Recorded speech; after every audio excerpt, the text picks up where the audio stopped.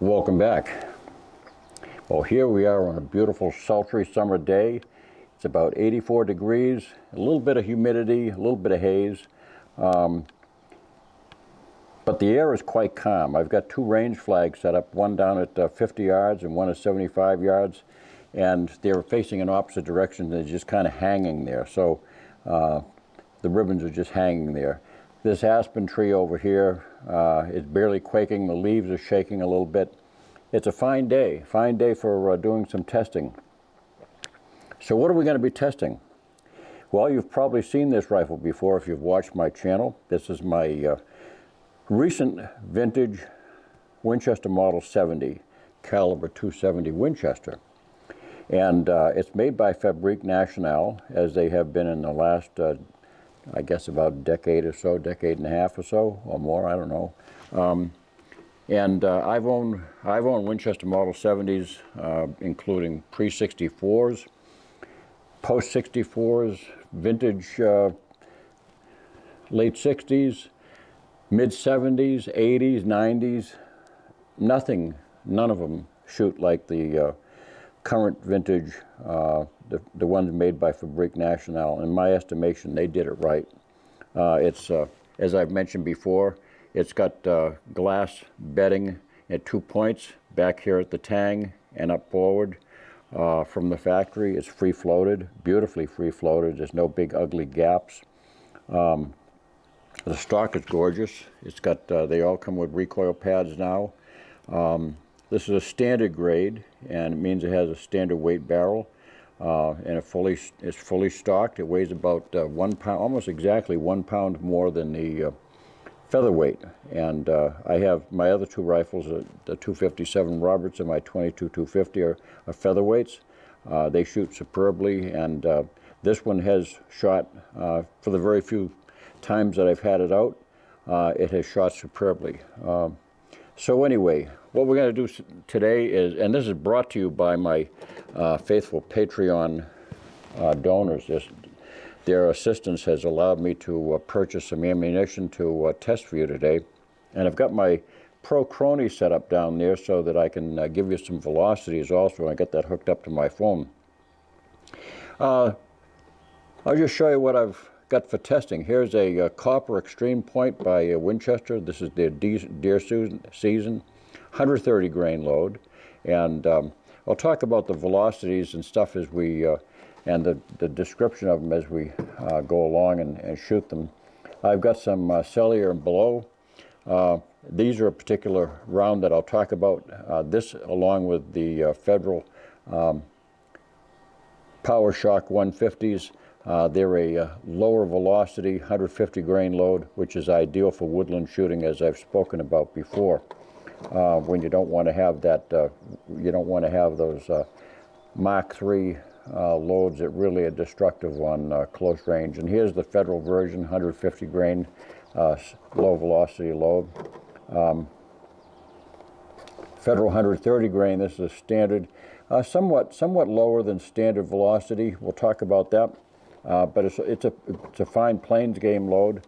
Some of the manufacturers appears to be, they seem to be coming down from the old catalog velocity of 3140, which this rifle here, I don't know exactly what my hand load will do, but we'll find out. Here's a Norma. This is their Norma whitetail. So we'll talk about those. But as a control, I'm going to shoot actually this is the only load that this rifle has ever seen, aside from the proof testing load that they use at the factory. But this is my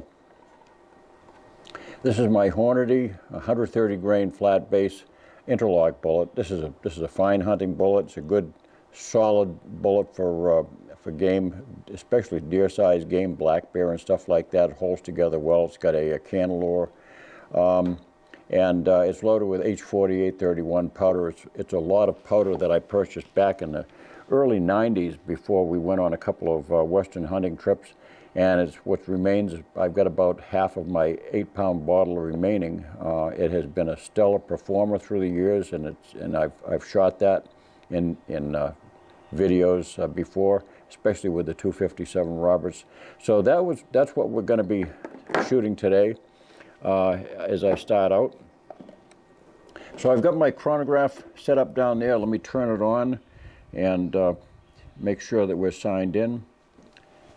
Okay, we're connected. Let me get loaded up here. I'm going to fire just, I don't want to overheat this barrel because that's going to skew the testing. So we'll start out with these hand loads right here. And these, as I say, these are, they're pretty much maximum load.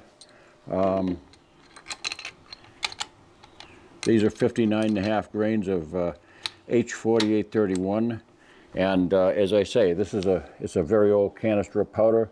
It does not necessarily mean that you can put in 59.5 grains of H4831 these days. You know, the formulations change through the years. I believe I think this is a powder which was made in Scotland. There are a number of facilities that Hodgson uses to produce powder. So let's see how it goes. Let me turn my hat around here, get my hearing protection on, see what we can do.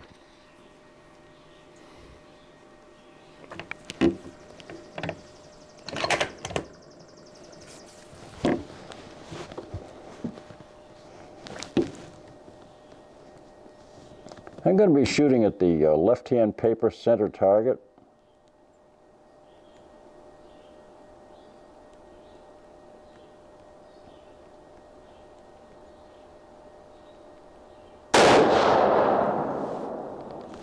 $2,940.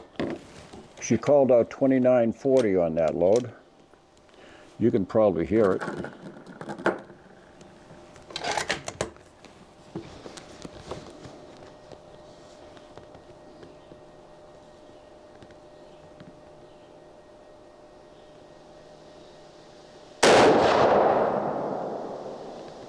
$2,892.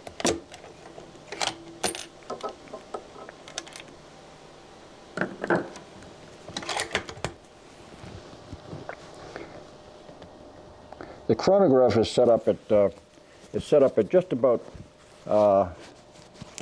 15 feet from the muzzle. That's about typical.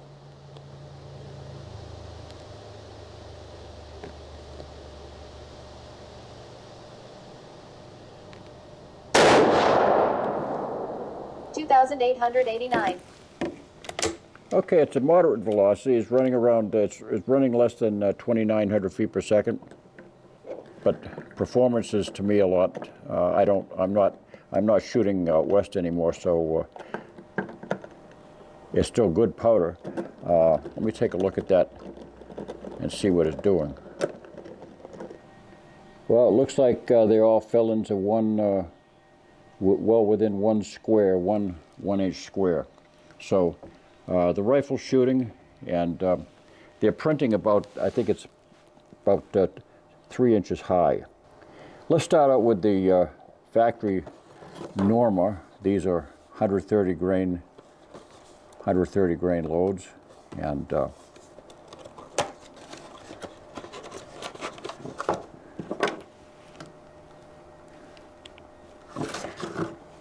the advertised velocity for this particular load right here is 3051. And of course, that's muzzle velocity. That we're going to be getting a little bit lower than that at 15 feet. Believe it or not, even just a few feet, you do have somewhat of velocity loss. So always keep that in mind when you're looking at a chronograph. Velocity begins to peel off as soon as that bullet enters the atmosphere outside the barrel. So not much at 15 feet, but it's there. It's there. Again, we're just going to fire 3 rounds.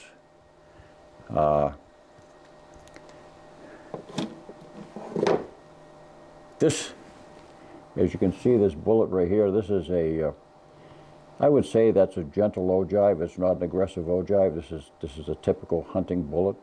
It's got a somewhat of a semi-point to it. It's a good-looking bullet. Norma makes good ammo. We'll see what it does.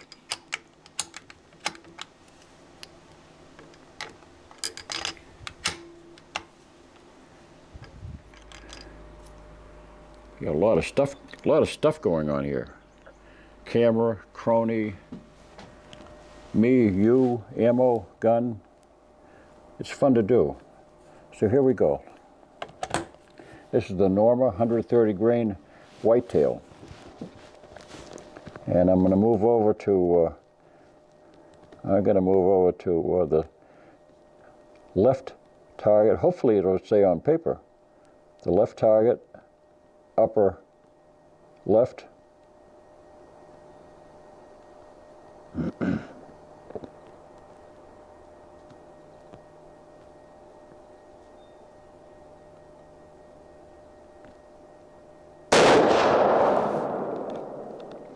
$2,936. 29. $2,973. 2973.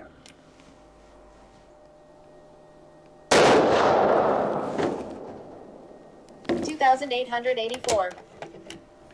2884. We're going to give that barrel some cooling off time, so I'll be back in a moment. Okay, so what I've got here now is the Winchester deer season. This is a solid copper bullet with a polymer tip. It's a very large polymer tip, as a matter of fact. In fact, that's what they say right on the box, large polymer tip. It's a rather aggressive looking bullet. 130 grain at 3,000 feet per second is their advertised velocity. That would be 4,185. Well, I know we're not going 4,185, so that was a misread of some sort.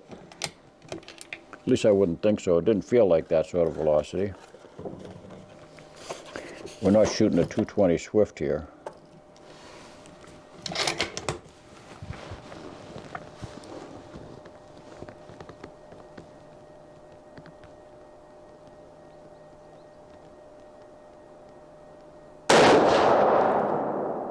$3,062.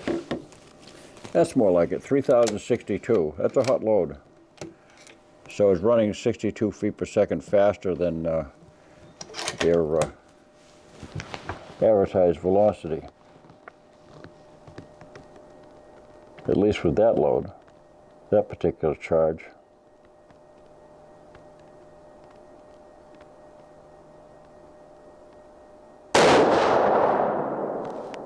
$2,961. 2961. It's kind of a broad span, so we'll see how those do. We'll go down and check the target. Next in the lineup is 130 grain Federal and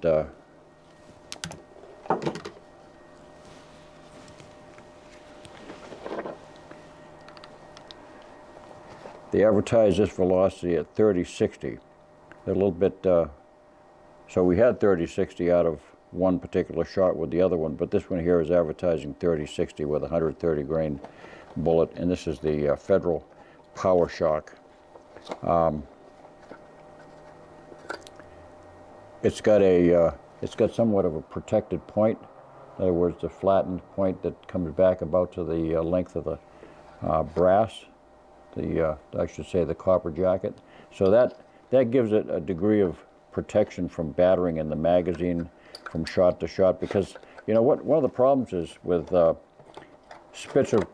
soft point Spitzer bullets is that you know, your first shot has got a beautiful ballistic shape, but then sometimes the following shots become flattened, and so their particular ballistic changes, you know, the ballistic coefficient changes. So at least by protecting the point, yes, you start out with a slightly lower ballistic coefficient, but you have a sustained true ballistic coefficient from one shot to the next down through the magazine. So 2,980. 2980.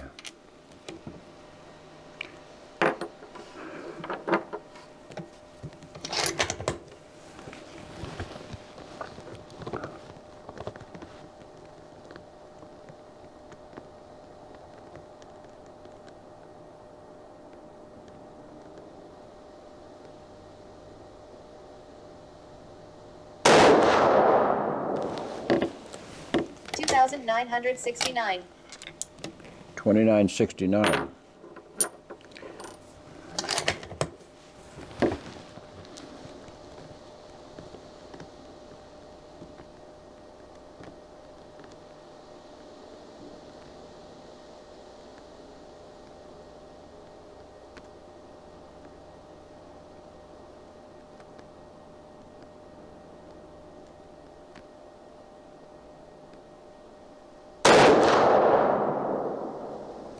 $2,967. Those are pretty good velocities, very consistent. We're going to let this barrel cool down now before I move on to the next round. The next round I'll be shooting the round nose 150 grain federal load, and this is a this is the type of round I'd be looking for if I was taking my 270 out black bear hunting, big deer hunting, anything like that in the woods. I wouldn't be afraid not in the least to take this moose hunting. Not in the tundra, but moose hunting in the thickets or something like that. This is the sort of round to go with. That round nose gives you rapid expansion. It's like the old Remington Core-Lock. That gives you very, very rapid expansion, a lot of exposed lead, and but being 150 grain, that's got tremendous sectional density. That's up in the 280s. In the 280s, you're talking the same sort of penetration that you get out of heavy 30-06 bullets. So anyway, these are advertised velocity of 2830. I mean, that's fantastic, I think, for woodland hunting, and certainly that's really only stepping down the velocity of the standard 150 grain load by around 100 feet per second or so. 2,760.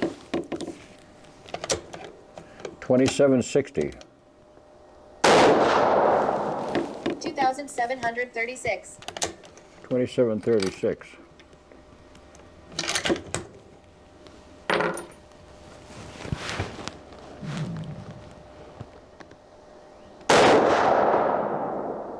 $2,728. Very consistent velocities, and fabulous velocities for woodland hunting or deep timber for elk. That's a fantastic deep timber cartridge for elk too. Hopefully I'm on the paper. Let's see. Very much so. You know, this rifle, one of the things I've always very much enjoyed about the 270. There's certain cartridges for whatever reason don't wander from one load to another on the paper. This particular rifle is one of them. Every one of those boxes is within, from what I can see, is within about an inch of each other. Even that 150 grain load that's going slower, it's within about an inch of the others. If you had to get ammunition in an emergency out in the field, you could just buy a box of ammunition, and for the most part, you'd be on game out to 300 yards. The next three shots we're going to be trying is the Cellier and below. These are also 150 grain round nose, and these have a printed velocity here of 2,641 feet per second at the muzzle, 2641. So these are really truly a woodland style cartridge. That's the velocities I would really like. Very fast shooting too, because rapid recovery. That's the kind of velocities that you get out of the old 300 Savage, which killed countless deer for many decades before it became the 308 Winchester. So here you go, it's a good looking round. I've had generally good results with cellular below. These are made in the Czech Republic, and we'll see how they work in this rifle. Wow, very mild report, very mild recoil. From what I can see, that bullet printed about 2 inches lower, dead center though.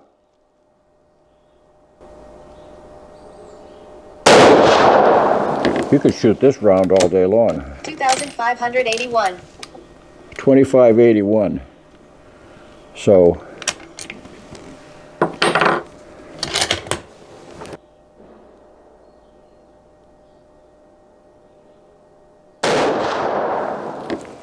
$2,584. 2584. What can I say? Nice woodland. This takes the burn off that 270 cartridge where you would be blowing up good deer meat. This would be the ideal deer load if it's accurate. Let's see what it does. Wow. Yeah, they're printing 2 inches below, 1.5 to 2 inches below the others that are, 250, 300 feet per second faster. So that's not bad, and it's still dead center. This rifle likes any kind of ammo, it appears. Okay, so this is my first 3 shots here. This is my personal hand load, very accurate. I mean, I haven't measured that. These are 1-inch squares, center to center. I'd say you have just barely over 1/2 inch, if that. This is the 1, 2, 3. This here is the Norma, 130 grain load. Very accurate for a factory round. This is the Winchester, solid copper with the ballistic tip. It's a little bit to the right, but pretty much in the same elevation, almost identical elevation. This 1.5 inches high. This one here is 2.5 inches high. And here we have the 130 grain Federal Power Shock. This one here is the 150 grain round nose Power Shock by Federal, and this is the cellular and below. As you can see, perfectly dead center, and it's predictably just 1.5 to 2 inches low. I was aiming right here at this juncture, and I was using a 2.5 power, 2.5 power to 8 power Leupold. Well, as always, I want to thank in particular my Patreon supporters who have helped me to purchase that ammo. Without your support, I wouldn't be able to do that. And I'll be bringing you more ammo tests with different rifles as time goes on. But thank you for watching. Don't forget to subscribe. Tune your friends into us also, and God bless.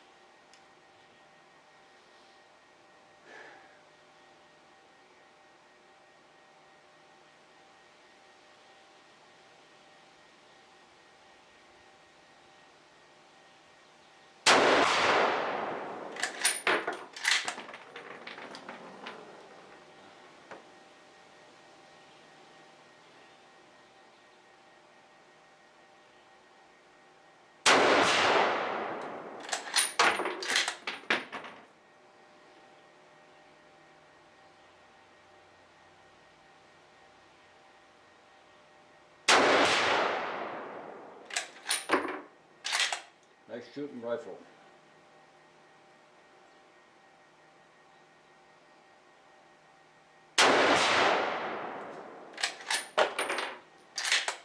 Last one, see if I can make it 5 for